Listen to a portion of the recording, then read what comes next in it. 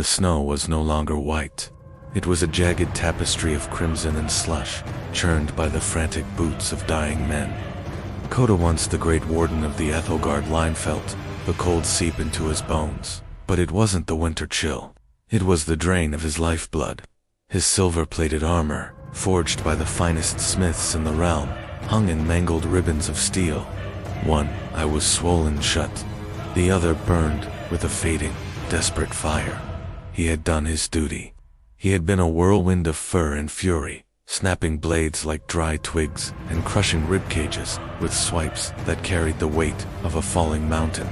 He thought they were mere brigands, starving highwaymen, desperate enough to strike a royal caravan. He was wrong. These were not men. They were shadows with teeth. They didn't scream when he tore them. They merely melted back into the tree line, replaced instantly by another with a poisoned crease or a blackened bolt. With a final, bone-shattering roar, Koda swiped the last of the bandits into a frozen oak. Silence fell over the clearing, save for the crackle of a burning carriage. Koda turned, his massive frame swaying, breath coming in ragged, wet rattles. "My liege," he rumbled, the speech gift granted to him by the court mages straining in his throat. The king sat slumped against a shattered wheel. His crown had fallen into the mud. A single, thin needle of obsidian protruded from his throat, the calling card of the unseen hand. The king's eyes, usually full of warmth and secrets, were fixed on nothing. Koda collapsed. The great bear, the shield of the throne, sank to his knees. The rage that had sustained him curdled into a cold, suffocating poison. He hadn't just lost a king, he had lost his purpose. He had failed the only hand that had ever offered him honey instead of a whip.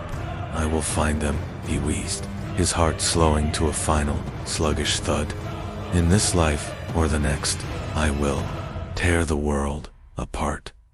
Darkness claimed him. There was no light at the end of this tunnel. There was only a suffocating, oily blackness and a voice that sounded like grinding gravestones. Such a noble heart, curdled so beautifully by spite. "You asked for vengeance, little beast. Do you truly wish to hunt, or do you wish to sleep?" Koda's spirit snarled in the dark. He didn't want peace. He wanted the scent of their fear. He wanted the taste of their marrow. "Then rise, my champion," the voice hissed, dripping with ancient malice. "Rise in undeath and claim what is yours. Let the world learn to fear the shadow of the bear." In the silent clearing, the heap of matted fur and broken armor began to twitch. The wounds did not heal. They simply stopped bleeding. The once warm brown of his fur turned the color of ash and soot. When the great bear's eyes snapped open, the golden warmth was gone, replaced by a flickering, baleful violet flame. Koda heaved himself upward. His bones groaned with a dry, clicking sound, and his armor fused to his skin in a mockery of his former office. He did not breathe. He did not feel the wind. He felt only the Tethera spiritual scent trail leading directly to the hearts of those who had taken his king. He threw back his head and loosed a roar.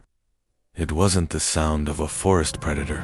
It was the sound of a tomb door swinging open. The trees themselves seemed to wither at the sound. The warden was dead. The revenant of Aethelgard had arrived.